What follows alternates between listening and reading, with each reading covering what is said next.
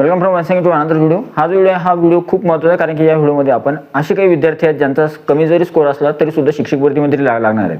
आणि दुसरी महत्त्वाची गोष्ट म्हणजे काही विद्यार्थ्यांचा स्कोर जास्त जरी असला तरी सुद्धा शिक्षक भरतीमधून त्यांना बाहेर जावं लागू शकतं। कोणते असे ते विद्यार्थी आहेत त्या संदर्भात जाणून घेणार आहोत या व्हिडिओमध्ये।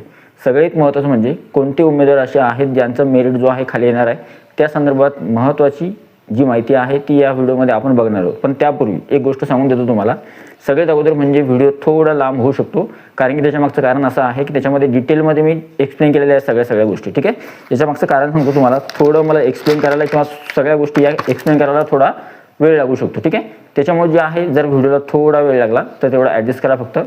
तर आय होप हा जो व्हिडिओ आहे तुम्हाला पूर्ण आवडेल। मला माहिती आहे की या व्हिडिओनंतर तुम्हाला सगळी माहिती जी आहे कळेल आणि कोणत्या उमेदवारांना स्कोर किती लागेल आणि कोणत्या उमेदवारांना बेनिफिट होईल, कोणत्या उमेदवारांना फायदा होणार नाही, ते सुद्धा तुम्हाला या व्हिडिओमध्ये क्लिअर होईल। ठीक आहे, रिॲलिटी जी आहे तीच बोलणार आहे मी या व्हिडिओमध्ये। ठीक आहे, व्हिडिओ जो आहे खूप महत्त्वाचा आहे। व्हिडिओ आवडला तर व्हिडिओला लाईक करा, तुम्ही चॅनलवर नवीन असाल तर चॅनलला सबस्क्राईब करा, साईडच्या नोटिफिकेशन बेल ऑलवर सेट करा, शिक्षक भरती संदर्भात महत्त्वाच्या माहितीसाठी आणि अशाच प्रकारच्या नवीन अपडेटसाठी चॅनलला सबस्क्राईब करा, साईडच्या नोटिफिकेशन बेल ऑलवर सेट करा। तर चला सुरू करूया आजचा व्हिडिओ। टेलिग्राम चॅनल, व्हॉट्सअप चॅनलची लिंक डिस्क्रिप्शनमध्ये आहे, त्यांना सुद्धा तुम्ही जॉईन करू शकता किंवा सबस्क्राईब करू शकता।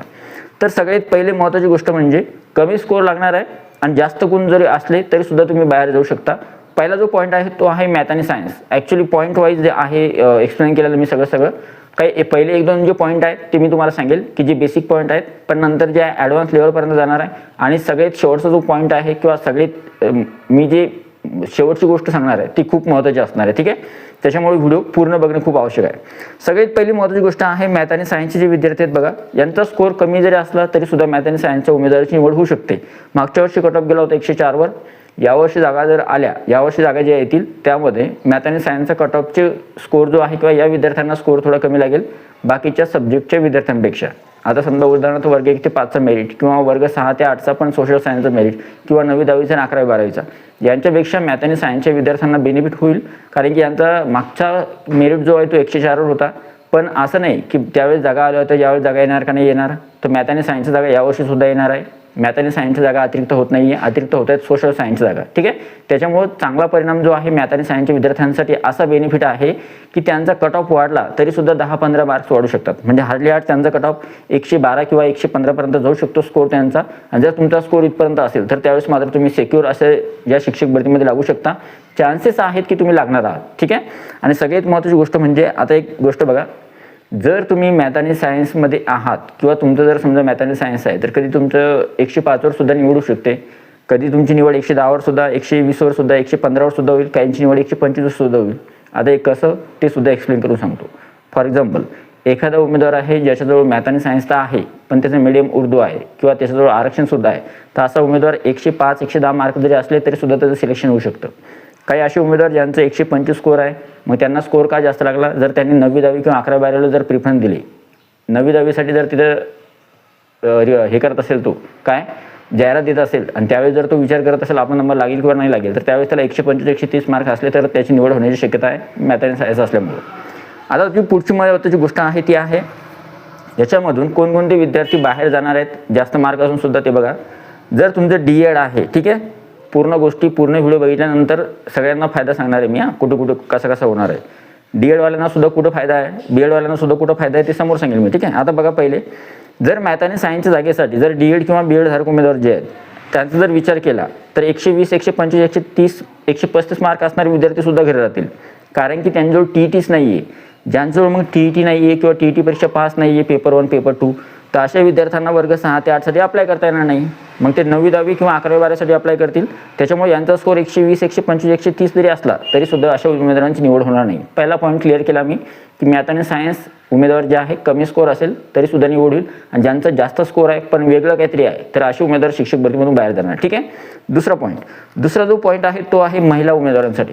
महिला उमेदवारांसाठी काय माहिती आहे बघा, सगळ्यात अगोदर महिलांना जे आहे 30% आरक्षण आहे। महिलांना जेवढं आरक्षण आहे त्यानुसार आरक्षणाच्या ज्या काही जागा असतील त्या ठिकाणी महिलांचा विचार होतो। सगळ्यात पहिली महत्त्वाची गोष्ट म्हणजे ज्या जागा एखाद्या कास्टमध्ये एखादी फिमेल आहे, समजा फॉर एक्झाम्पल आपण एक उदाहरण घेऊया, त्यानुसार समजून घेऊया, कोणती कास्ट पकडली तरी चालते, आपण OBC पकडूया। ठीक आहे, OBC फिमेल आहे, तर OBCमध्ये असणाऱ्या ज्या जागा असतील त्या जागेसाठी, एकूण जागा ज्या येतील त्या जागेसाठी जिथं जिथं ती पात्र आहे त्या जागेसाठी तिचा विचार होईल।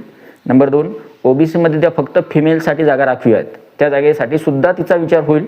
आणि 3 ती ओबीसीमध्ये असल्यामुळे तिचा ओपनमध्ये ज्या जागा आहेत जनरलच्या त्या जागांसाठी सुद्धा तिचा विचार होईल, ओपन तिचे जर मेरिट जर असला त्यानुसार, आणि ओपनमध्ये फक्त फिमेलच्या जागा ज्या आहेत त्या जागांसाठी सुद्धा तिचा विचार होईल. म्हणजे तिचा 4 ठिकाणी विचार होतोय महिलाचा, त्या महिलेचा 4 ठिकाणी विचार होतोय, कारण की ती कास्टमध्ये तर आहेच, पण कास्टमधल्या जागा, फिमेलच्या जागा आणि ओपनमधल्या जागा आणि ओपन फिमेलच्या जागा या 4 ठिकाणी तिचा विचार होतोय. ठीक आहे, त्याच्यामुळं फिमेलला जे आहे आरक्षणाचा फायदा होईल आणि सगळ्यात महत्त्वाचं समांतर आरक्षणाचा फायदा तिला चांगला मिळेल. आणि जागा ज्या आहेत आल्यामुळं तिला वेगवेगळ्या ठिकाणी जे आहे काही ठिकाणी तुम्ही बघाल की महिलांचा मेरिट किंवा महिलांचे मार्क जे आहेत खूप कमी लागेल. आता सगळ्यात महत्त्वाचं म्हणजे तुम्हाला एक गोष्ट यासाठी लागणार आहे, ती आहे तुम्ही वुमन रिझर्वेशनला येस केलेलं पाहिजे. तुम्ही ज्यावेळेस स्टेट परीक्षेचा फॉर्म भरला होता किंवा पवित्र पोर्टलवर रजिस्ट्रेशन केलं तर त्यावेळेस वुमन रिझर्वेशनला येस केलेलं पाहिजे, तर तुम्हाला याचा लाभ मिळू शकतो. ठीक आहे, आता काहींचा असा प्रश्न आहे, सर वुमन रिझर्वेशन तर घेतलं आहे आम्ही, पण मग आमचे डॉक्युमेंट्स लागेल किंवा नाही लागेल, त्या संदर्भात सुद्धा सांगतो. 2023 अगोदर जे आहे तुम्हाला महिला आरक्षणाचा फायदा घ्यायचा असेल तर त्यावेळी डॉक्युमेंट लागत होतं, पण आता 2023 नंतर महिला आरक्षणाचा फायदा घ्यायचा असेल तर कोणत्याही प्रकारचं सद्यस्थितीमध्ये तुम्हाला डॉक्युमेंट लागत नाही, फक्त तुम्ही वुमन रिझर्वेशनला येस केलेलं पाहिजे. ठीक आहे, आता आहे पुढची गोष्ट, ज्या महिलांना आता समजा फॉर एक्झाम्पल बघा बाकीचे काही असे उमेदवार आहेत ज्यांचा 132, 110, 138, 115 स्कोअर आहे, 120, 125 स्कोअर आहे हां, आणि त्यांनी समजा TT पास नाही किंवा ते जे उमेदवार या रेसमध्येच नाही आहे, समजा उदाहरणार्थ बाकीचे उमेदवार ज्यांचा स्कोअर 125, 130, 135 आहे, पण ते उमेदवार महिला नाही आहेत, मग ते दुसऱ्या एक तर मीडियममध्ये आहे, मीडियम वेगळा आहे, सब्जेक्ट वेगळा आहे आणि मेल आहेत समजा, तर अशा उमेदवारांना महिलांपेक्षा जास्त स्कोअर असला तरीसुद्धा ते घरी राहतील, पण महिलांना जे आहे कमी स्कोअर असला तरीसुद्धा ते लागतील. आता याच्यामध्ये डिफरन्स जास्त राहणार आहे का नाही, समजा उदाहरणार्थ फॉर एक्झाम्पल एखादा 130 वाला उमेदवार त्याला स्कोअर चांगला असून तो उमेदवाराची निवड होणार नाही, पण एखादी फिमेल आहे तिला 128 मार्क आहे, 130 पेक्षा 128 कमी आहे, तरीसुद्धा तिची निवड होईल, फक्त कशानुसार, कारण की महिलासाठीची ती जागा राखीव असेल तर, किंवा मग त्या जागेसाठी तिचा विचार झाला तर. त्याच्यामुळे जे आहे हा फरक पडणार आहे शिक्षक पद भरतीवर, महिलांना संधी असणार आहे.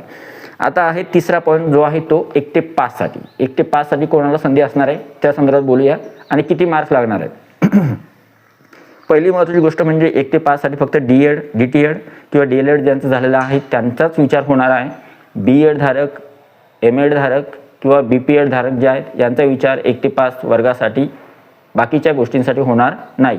दुसरी महत्त्वाची गोष्ट म्हणजे BEd धारक 1 ते 5 साठी एलिजिबल नाही, तिथे त्यांचा विचार होणार नाही, कारण की न्यायालयाचा जो निर्णय आहे की वर्ग 1 ते 5 साठी फक्त आणि फक्त DED धारक किंवा DTED धारकच एलिजिबल आहे, BEd धारक तिथे एलिजिबल नाही, हा सांगतो ब्रिज कोडचा निकाल. आणि ब्रिज कोडचा निकाल काय आहे तर तुम्ही ऑनलाईन सर्च करू शकता.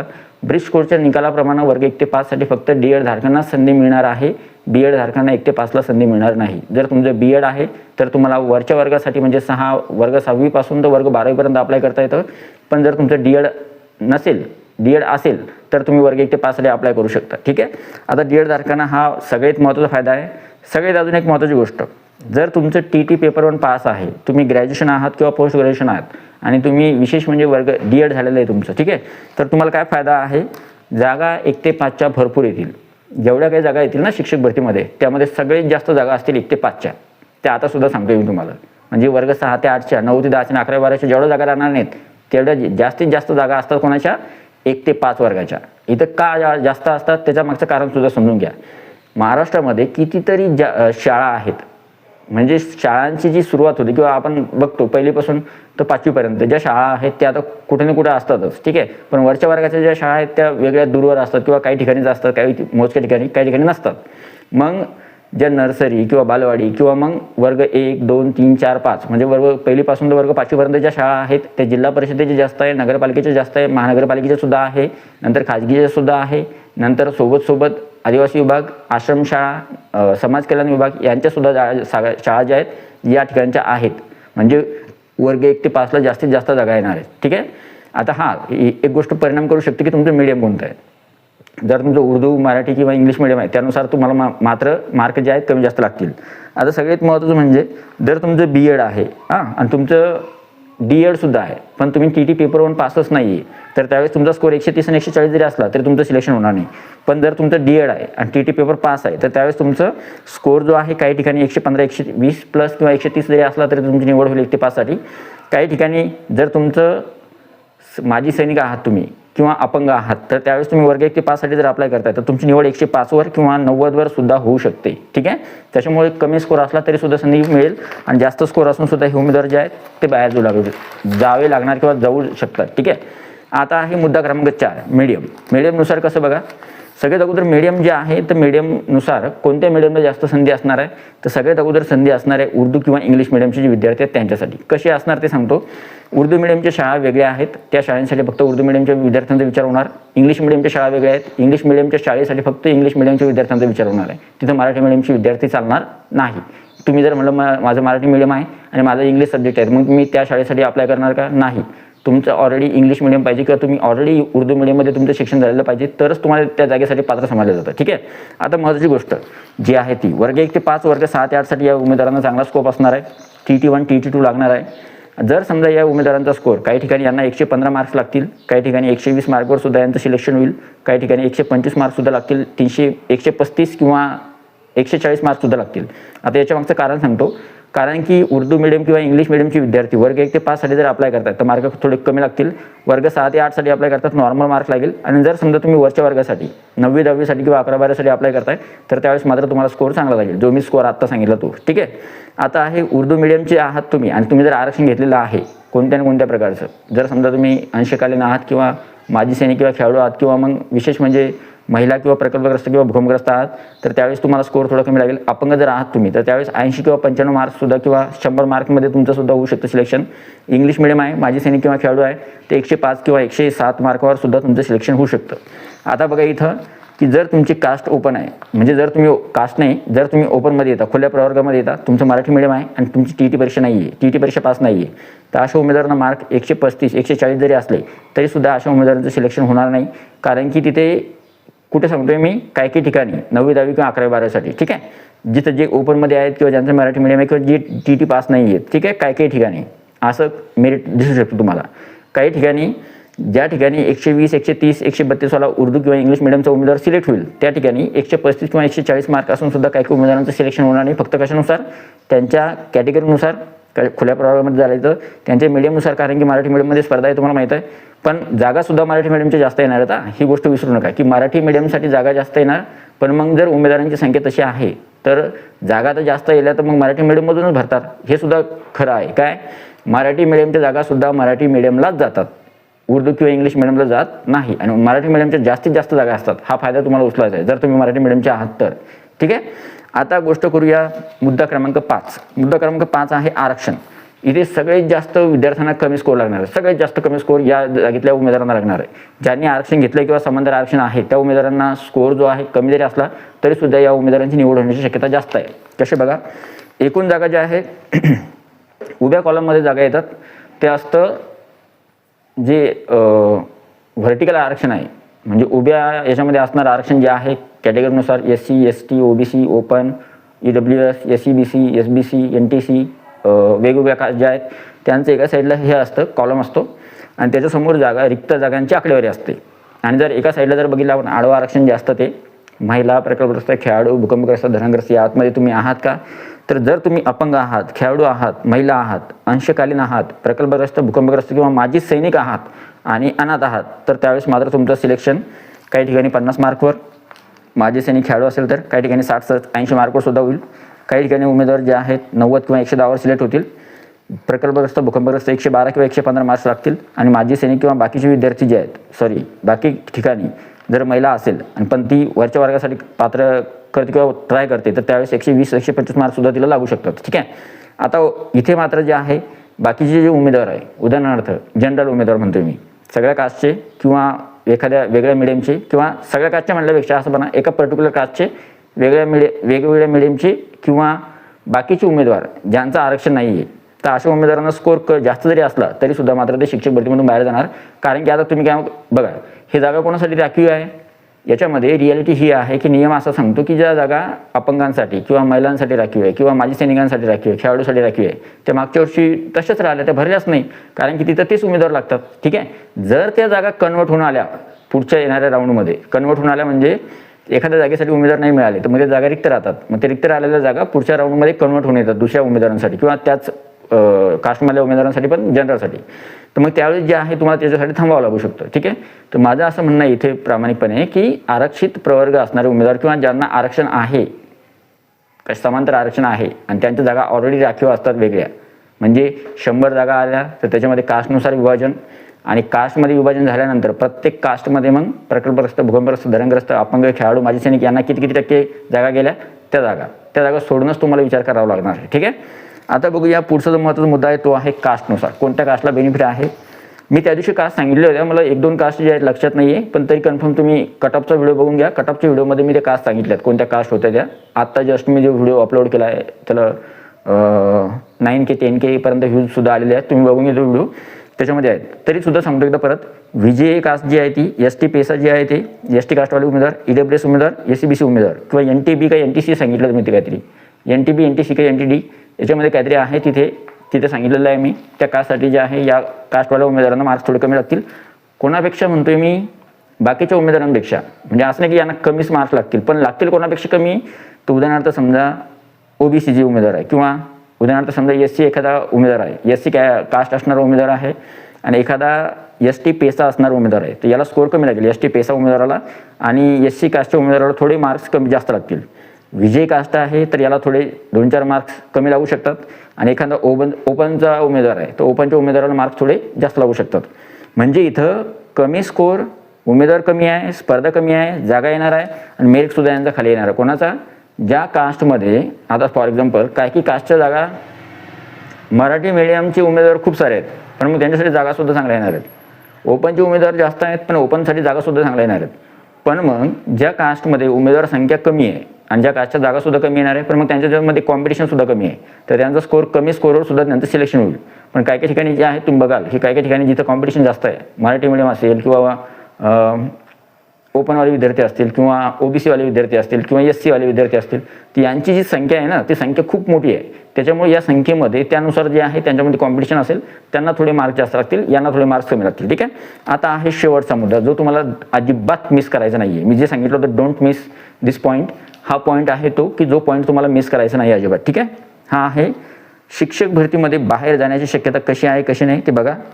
मला फक्त तुमच्यापर्यंत डिलिव्हर व्यवस्थित केलं गेलं पाहिजे, कारण की मी जसं लिहिलं आहे तसंच ते तुमच्यापर्यंत डिलिव्हर झालं पाहिजे आणि तसं डिलिव्हर झालं तर तुम्हाला ते चांगलं कळेल. ठीक आहे. फॉर एक्झाम्पल उदाहरणार्थ एखादा, आता बघा मी स्टार्ट करतो आहे, हा पॉईंट मिस करू नका. आरक्षण घेतलेले उमेदवार त्यांना 80, 100, 110 स्कोअर असला तरीसुद्धा त्या उमेदवारांचं सिलेक्शन होईल.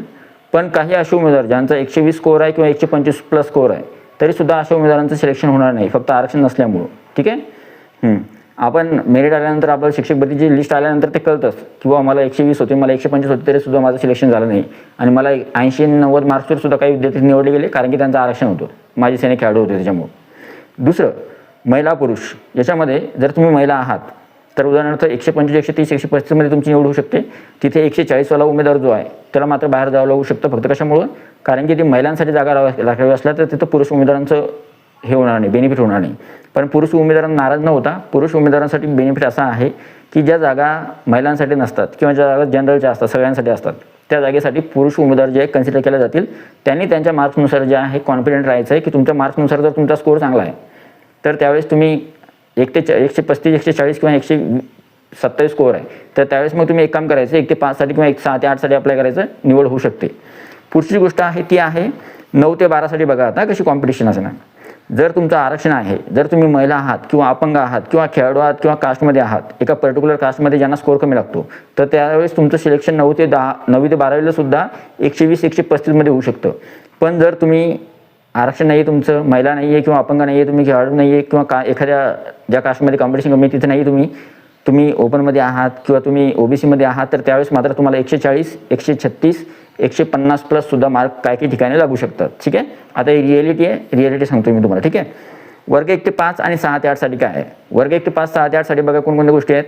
125 स्कोअर, 122 स्कोअरवाला उमेदवार निवडला जाणार, 125 वाला किंवा 122 वाला, 130 वाला किंवा 140 वाला उमेदवार निवडला जाणार. कशानुसार? बघा त्याच्या कास्टनुसार, ओपननुसार किंवा तो OBC मध्ये आहे त्याच्यानुसार, मराठी मीडियम आहे का त्याच्यानुसार किंवा त्याचं BEd आहे का त्याच्यानुसार. आता हे मी काय सांगतो मी बघा, आता वर्ग 1 ते 5 आणि वर्ग 6 ते 8 साठी कोणते निवडले जाणार ते सांगतो. ज्यांचा स्कोर 125 आहे, 122 आहे, 130 आहे, 140 आहे. परत सांगतोय कारण की याच्यामध्ये थोडी मिस्टेक झाली होती. 125, 122, 130, 140 उमेदवार जे आहेत यांचं सिलेक्शन होईल. काही ठिकाणी 125 लागतील तर काही ठिकाणी 140 मार्क्स लागतील ना, वर्ग 1 ते 5 ते वर्ग 6 ते 8 साठी. पण ज्या विद्यार्थ्यांचं कास्टमध्ये नंबर नाही आहे किंवा ते कास्टच्या खुल्या प्रवर्गामध्ये उदाहरणार्थ, मग ते ओपनचे उमेदवार जे आहेत ते, किंवा ओबीसी आहात तुम्ही, तुमचं मराठी मीडियम असेल किंवा तुमचं बीएड आहे, डीएड नाही आहे तुमचं, मग वर्ग 1 ते 5 साठी विचारच होणार नाही. 6 ते 8ला तुम्ही विचार करताय, पण 6 ते 8ला तुमचं सोशल सायन्स आहे, मॅथ अँड सायन्स नाही आहे, तर अशा उमेदवारांना मार्क थोडे जास्त लागतील. 133, 140 प्लस जरी मार्क असले तरी सुद्धा या उमेदवारांना जे आहे एवढा इथपर्यंत स्कोर त्यांना लागू शकतो. ठीक आहे, म्हणून मी सांगितलं की बुवा यानुसार गोष्टी ठरणार आहेत. आता मी जेवढं बोललो आहे अजून काही गोष्टी बाकी आहेत. 1 मिनिट. सोशल सायन्स जे आहे, सोशल सायन्सच्या उमेदवारांना 130, 140 पर्यंत मार्क्स लागू शकतात. पण जिथं मॅथ आणि सायन्सचे उमेदवार आहे तर तिथं बघा तुम्ही त्यांना स्कोर किती लागेल, 120, 125 किंवा 128 मध्ये सुद्धा त्यांचं काम होऊ शकतं. ठीक आहे, म्हणजे सोशल सायन्सला थोडं जास्त मार्क लागतील. असं नाही की बुवा सोशल सायन्सला 130 किंवा 140 लागतील, पण माझं म्हणणं आहे की बुवा मॅथ आणि सायन्सपेक्षा सोशल सायन्सला मार्क थोडे जास्त लागतील, 120 किंवा 125 पर्यंत सुद्धा लागू शकतात. ठीक आहे, आणि सगळ्यात शेवटी आहे काही उमेदवार 110, 120, 128 वर निवडले जाणार. परत सांगतो, 110, 120 किंवा 128 वाले उमेदवार निवडले जाणार. जर पसंतीक्रम योग्य दिले तर कास्टमध्ये कॉम्पिटिशन कमी असेल अशा कास्टवाले उमेदवार ज्यांचा सब्जेक्ट खूप छान आहे, उदाहरणार्थ समजा जे सायन्स फॅकल्टीला बिलॉंग करतात किंवा कॉमर्स आहे किंवा आर्ट आहे त्याच्यानुसार.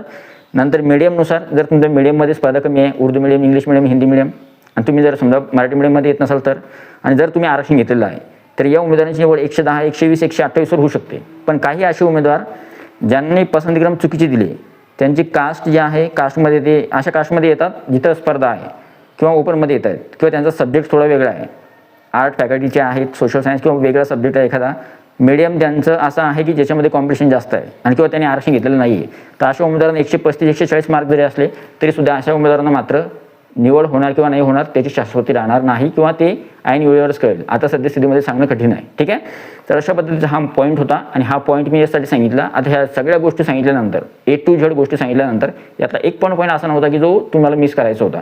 या सगळ्या जर गोष्टी तुम्ही व्यवस्थित केअरफुली ऐकल्या असतील, तुम्हाला समजल्या असतील तर तुम्हाला क्लिअर झालं असेल. जर नसेल समजल्या तर हा व्हिडिओ परत एकदा बघा, म्हणजे कारण स्टार्टिंगपासून परत इथपर्यंत बघा, जेणेकरून मी व्यवस्थित सांगितलं की मला आय थिंक असं वाटतं की हा पॉईंट व्यवस्थित डिलिव्हर झाला आहे जसं मला बोलायचं होतं तसं. ठीक आहे, तर तुम्ही या सगळ्या गोष्टी परत एकदा रिवॉच करा व्हिडिओ, ज्याच्यामध्ये तुम्हाला कळेल की कुठे कुठे काय काय जे आहे आपल्याला स्कोप असू शकतं. याच्यामध्ये मी काही तुम्हाला असे पॉईंट सुद्धा सांगितलेत की जे पॉईंट तुम्हाला शिक्षक भरतीमध्ये मदत करतील. की तुम्हाला आता समजा उदाहरणार्थ ओपन किंवा ओबीसी उमेदवार आहे किंवा एससी उमेदवार आहे ज्यांच्यामध्ये स्पर्धा आहे पण ज्यांच्यामध्ये जागा जास्त आहे पण त्यांच्यामध्ये स्पर्धा सुद्धा आहे, मग अशा उमेदवारांनी काय करायचं आहे की असं बघायचं की आपल्याला स्कोप कुठं आहे, आपण कुठे प्राधान्यक्रम द्यायला पाहिजे, आपण कोणत्या जाहिरातींना टार्गेट करायला पाहिजे, आपण कोणत्या जिल्ह्याला टार्गेट करायला पाहिजे, त्यानुसार तुम्ही जे टार्गेट करा शिक्षक भरतीमध्ये, तेव्हा तुमचा नंबर लागू शकतो. ठीक आहे, म्हणजे एखादी गोष्ट माझ्याजवळ नाही आहे पण मला ती मिळवायची आहे. समजा उदाहरणार्थ माझ्याजवळ मार्क्स कमी आहे पण मला शिक्षक व्हायचे, तर शिक्षक व्हायचं तुम्ही काय करणार, मी अशा ठिकाणी पसंतीक्रम देणार किंवा मी अशा जिल्ह्यांना निवडणार किंवा मी अशा प्रकारे बेस्ट स्ट्रॅटेजी वापरणार पसंतीक्रमासाठी की जेणेकरून माझा स्कोर कमी जरी असला, मी TT1 TT2 पास आहे, माझा स्कोर कमी आहे पण तरी सुद्धा मला शिक्षक भरतीमध्ये लागायचं आहे, माझं डीएड नाही पण माझं बीएड आहे, मी फोकस करणार 6 ते 8ला 6 ते 8ला फोकस करणार, कारण की वरच्या वर्गासाठी मी लागू शकत नाही 9वी 10वी 11वी 12वीसाठी, तर त्यावेळी 6 ते 8ला सुद्धा मी विदाऊट इंटरव्ह्यू आणि विथ इंटरव्ह्यूचे कोणकोणत्या जागा आहेत त्यासाठी मी टार्गेट करणार. वर्ग 1 ते 5 साठी माझा विचार होतो डीएड आहे, माझे स्कोर कमी आहे, तर त्यावेळेस मी वर्ग 1 ते 5 साठी टार्गेट करणार. TT1 पास आहे माझं, तर त्यावेळेस मी बघणार की कुठे कुठे कोणकोणत्या जिल्ह्यामध्ये जास्त उमेदवार जात आहेत पण कोणत्या जिल्ह्यामध्ये उमेदवारांची संख्या कमी जाते, अशा ठिकाणी मी पसंतीक्रम देण्याची सुविधाही करणार. जर स्वतःच्या जिल्ह्यामध्ये किंवा स्वतःच्या तालुक्यामध्ये काही संस्था असतील तिथे जर समजा जाण्याची तयारी असेल किंवा त्या संस्था सुद्धा डोनेशन कमी घेत असतील किंवा डोनेशन घेतच नसतील तर अशा संस्थांना मी प्राधान्यक्रम देण्याची चॉईस पहिल्यांदा अगोदर देईल. ठीक आहे, आणि सगळ्यात महत्त्वाची गोष्ट म्हणजे पसंतीक्रम देताना अजिबात हलगर्जीपणा करू नका. जर तुम्हाला लिमिटेड प्रिफरन्स आले, 50 पसंतीक्रम जसे तसे राहिले, त्यामध्ये बदलाव होऊ शकतो, पण नाही झाला तर त्यावेळेस 50 पसंतीक्रमामध्ये तुम्हाला सगळ्या ठिकाणी पसंतीक्रम देणं पॉसिबल होणार नाही. त्याच्यामुळं सगळ्यात जास्त बेस्ट स्ट्रॅटेजी वापरावं लागणार, तुम्हाला बेस्ट पसंतीक्रम द्यावे लागणार. योग्य प्रिफरन्स हा बेस्ट चॉईस असणार आहे तुमचं सिलेक्शन होण्यासाठी. ठीक आहे, त्याच्यामुळे ज्या या सगळ्या गोष्टी आहेत आणि तुमचं मीडियम जरी असलं, मराठी मीडियम जरी असलं किंवा तुमचं ओपनमध्ये जरी आले तुम्ही किंवा ओबीसीमध्ये जरी आले तरी सुद्धा तुम्ही काय करा, सोशल सायन्सवाले जरी असले तरी सुद्धा तुम्ही असं बघा की आपल्याला वाव कुठे आहे. सोशल सायन्स मग मला 6 ते 8ला वाव नाही ना, शिक्षक अतिरिक्त होत आहेत ना, मग मी चालू 1 ते 5ला, TT पेपर 1 पास आहे तर TT 1 ते 5ला जा, तिथं तुमचे नंबर लागू शकतो. ठीक आहे, अशा प्रकारे तुम्ही निवड करायची किंवा अशा प्रकारे तुम्ही स्ट्रॅटेजी फॉलो करायची. अशा पद्धती हा व्हिडिओ होता. आय होप ही जी पूर्ण इन्फॉर्मेशन किंवा हा जो पूर्ण व्हिडिओ आहे तुम्हाला आवडला असेल. ही इन्फॉर्मेशन खूप महत्त्वाची होती. व्हिडिओ एकदा परत रिवॉच करून घ्या जर तुम्हाला काही गोष्टी कळायला नसतील तर, काही डाऊट असतील तर.